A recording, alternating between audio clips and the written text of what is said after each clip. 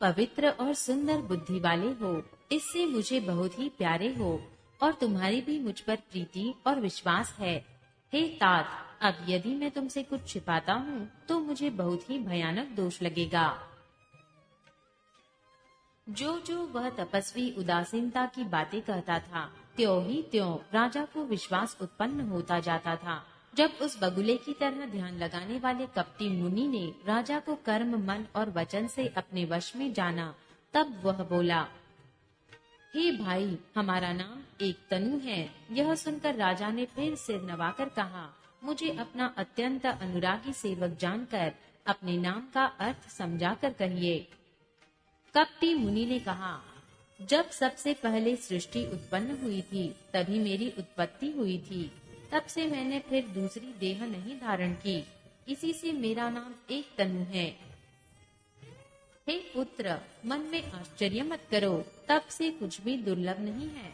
तप के बल से ब्रह्मा जगत को रचते हैं, तप ही के बल से विष्णु संसार का पालन करने वाले बने हैं। तप ही के बल से रुद्र संहार करते हैं। संसार में कोई ऐसी वस्तु नहीं है जो तप से न मिल सके। यह सुनकर राजा को बड़ा अनुराग हुआ। तब वह तपस्वी पुरानी कथाएं कहने लगा। कर्म, धर्म और अनेकों प्रकार के इतिहास कहकर वह वैराग्य और ज्ञान का निरूपण करने लगा। सृष्टि की उत्पत्ति, पालन, स्थिति और संहार, प्रलय की अपार आश्चर्य भरी कथाएं उसने विस्तार से कही।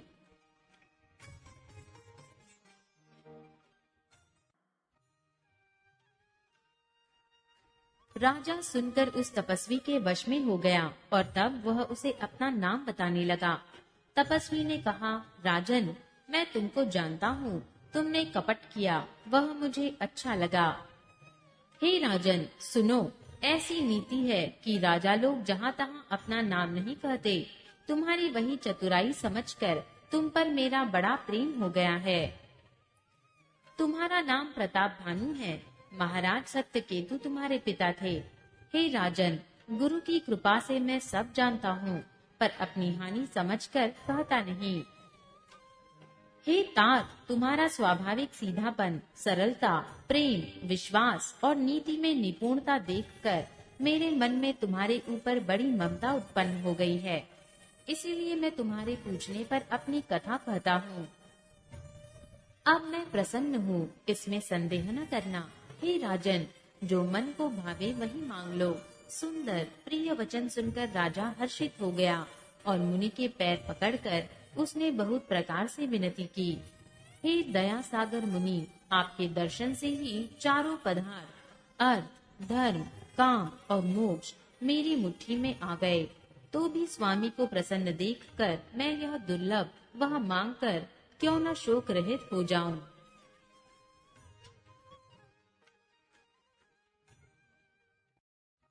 मेरा शरीर वृद्धावस्था, मृत्यु और दुख से रहित हो जाए, मुझे युद्ध में कोई जीत न सके और मैं पृथ्वी पर मेरा 100 कल्प तक एक छत्र अकंटक राज्य हो। तपस्वी ने कहा, हे राजन, ऐसा ही हो, पर एक बात कठिन है, उसे भी सुन लो। हे पृथ्वी के स्वामी, केवल ब्राह्मण कुल को छोड़ काल भी तुम्हारे चरणों पर सिर नवाएगा। तप के बल से ब्राह्मण सदा बलवान रहते हैं, उनके क्रोध से रक्षा करने वाला कोई नहीं है। हे नरपति, यदि तुम ब्राह्मणों को वश में कर लो तो ब्रह्मा, विष्णु और महेश भी तुम्हारे अधीन हो जाएंगे। ब्रह्मांड कुल से जोर जबरदस्ती नहीं चल सकती। मैं दोनों भुजा उठाकर सत्य कहता हूँ। हे राजन, सुनो, ब्राह्मणों के शाप बिना तुम्हारा नाश किसी काल में नहीं होगा। राजा उसके वचन सुनकर बड़ा प्रसन्न हुआ और कहने लगा, हे स्वामी, मेरा नाश अब नहीं होगा। हे कृपा निधान प्रभु, आपकी कृपा से मेरा सब समय कल्याण होगा। एवमस्तु, ऐसा ही हो, कहकर वह कुटिल कपटी मुनि फिर बोला, किंतु तुम मेरे मिलने तथा अपने राह भूल जाने की बात किसी से कहना नहीं। यदि कह दोगे तो हमारा दोष नहीं। हे राजन, मैं तुमको इसलिए मना करता हूँ कि इस प्रसंग को कहने से तुम्हारी बड़ी हानि होगी। छठे कान में यह बात पड़ते ही तुम्हारा नाश हो जाएगा। मेरा यह वचन सत्य जानना।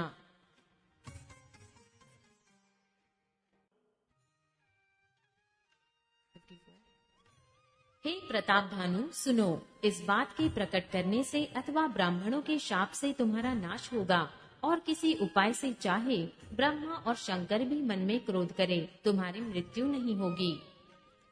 राजा ने मुनि के चरण पकड़कर कहा, हे स्वामी, सत्य ही है। ब्राह्मण और गुरु के क्रोध से कहिए कौन रक्षा कर सकता है। यदि ब्रह्मा भी क्रोध करे तो गुरु बचा लेते हैं, पर गुरु से विरोध करने पर जगत में कोई भी बचाने वाला नहीं है। यदि मैं आपके कथन के अनुसार नहीं चलूंगा तो भले ही मेरा नाश हो जाए, मुझे इसकी चिंता नहीं है।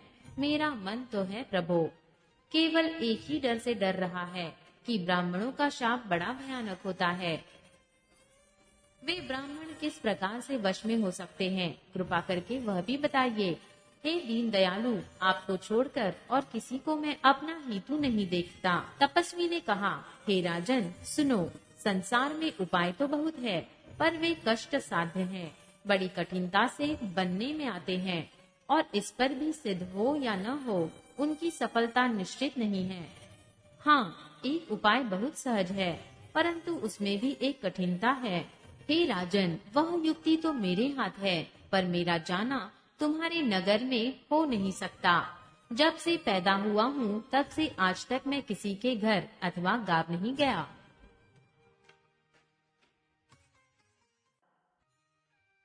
परंतु यदि नहीं जाता हूँ तो तुम्हारा काम बिगड़ता है। आज यह बड़ा असमंजस आ पड़ा है। यह सुनकर राजा कोमल वाणी से बोला, हे नाथ, वेदों में ऐसी नीति कही है कि बड़े लोग छोटों पर स्नेह करते ही हैं। पर्वत अपने सिरों पर सदा तृण घास को धारण किए रहते हैं। अगाध समुद्र अपने मस्तक पर फेन को धारण करता है, और धरती अपने सिर पर सदा धूलि को धारण किए रहती है। ऐसी कहकर राजा ने मुनि के चरण पकड़ लिए और कहा, हे स्वामी, कृपा कीजिए, आप संत हैं, दीन दयालु हैं, अतः हे प्रभु, मेरे लिए इतना कष्ट अवश्य सहिए। राजा को अपने अधीन जानकर कपट में प्रवीण तपस्वी बोला, हे राजन सुनो, मैं तुमसे सत्य कहता हूँ, जगत में मुझे कुछ भी दुर्लभ नहीं है। मैं तुम्हारा काम अवश्य करूँगा, क्योंकि तुम मन, वाणी और शरीर तीनों से मेरे भक्त हो। पर योग, युक्ति, तप और मंत्र का प्रभाव तभी फलीभूत होता है जब वे छिपाकर किए जाते हैं।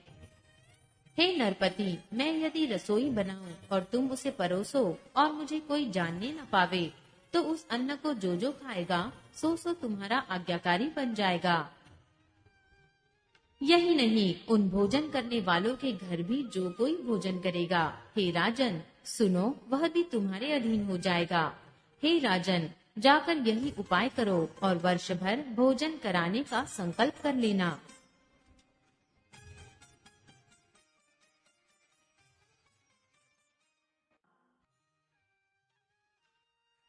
नित्य नए 1,00,000 ब्राह्मणों को कुटुंब सहित निमंत्रित करना। मैं तुम्हारे संकल्प के काल अर्थात 1 वर्ष तक प्रतिदिन भोजन बना दिया करूँगा। हे राजन, इस प्रकार बहुत ही थोड़े परिश्रम से सब ब्राह्मण तुम्हारे वश में हो जाएंगे। ब्राह्मण हवन, यज्ञ और सेवा पूजा करेंगे तो उस प्रसंग संबंध से देवता भी सहज ही वश में हो जाएंगे। मैं एक और पहचान तुमको बताई देता हूँ कि मैं इस रूप में कभी न आऊंगा। हे राजन, मैं अपनी माया से तुम्हें पुरोहित को हर लाऊंगा। तप के बल से उसके अपने समान बनाकर 1 वर्ष तक यहाँ रखूंगा।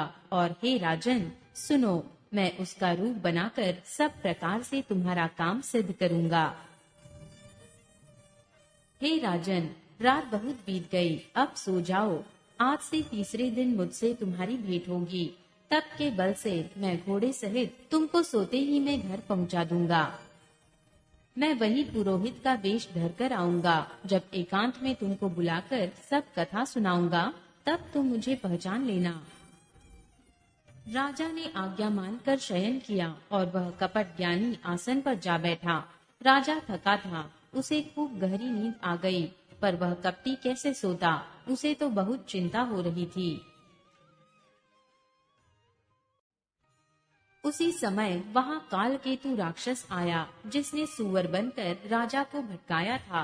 वह तपस्वी राजा का बड़ा मित्र था और खूब छल प्रपंच जानता था।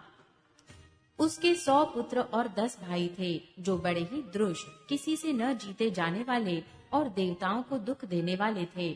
ब्राह्मणों, संतों और देवताओं को दुखी देखकर राजा ने उन सबको पहले ही युद्ध में मार डाला था। उस दुष्ट ने पिछला वैर याद करके तपस्वी राजा से मिलकर सलाह विचारी, षड्यंत्र किया और जिस प्रकार शत्रु का नाश हो वही उपाय रचा। भाविवश राजा प्रताप भानु कुछ भी न समझ सका। तेजस्वी शत्रु अकेला भी हो तो भी उसे छोटा नहीं समझना चाहिए। जिसका सिर मात्र बचा था वह राहु आज तक सूर्य चंद्रमा को दुख देता है।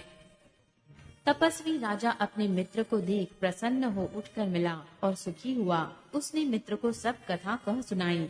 तब राक्षस आनंदित होकर बोला, हे राजन सुनो, जब तुमने मेरे कहने के अनुसार इतना काम कर लिया तो अब मैंने शत्रु को काबू में कर ही लिया समझो। तुम अब चिंता त्याग सो रहो। विधाता ने बिना ही दवा के रोग दूर कर दिया।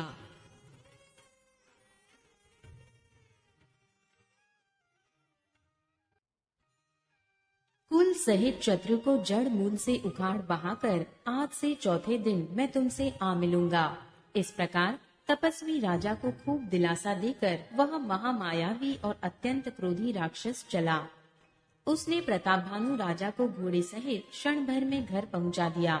राजा को रानी के पास सुलाकर घोड़े को अच्छी तरह से घुड़साल में बांध दिया। फिर वह राजा के पुरोहित को उठा ले गया और माया से उसकी बुद्धि को भ्रम में डालकर उसे उसने पहाड़ी की खोह में ला रखा। वह आप पुरोहित का रूप बनाकर उसकी सुंदर सेज पर जा लेटा। राजा सवेरा होने से पहले ही जागा और अपना घर देखकर उसने बड़ा ही आश्चर्य माना। मन में मुनि की महिमा का अनुमान करके वह धीरे से उठा, जिसमें रानी न जान पावे। फिर उसी घोड़े पर चढ़कर वन को चला गया। नगर के किसी भी स्त्री पुरुष ने नहीं जाना। दोपहर बीत जाने पर राजा आया। घर घर उत्सव होने लगे और बधावा बजने लगा। जब राजा ने पुरोहित को देखा तब वह अपने उसी कार्य का स्मरण कर उसे आश्चर्य से देखने लगा। राजा को 3 दिन युग के समान बीते।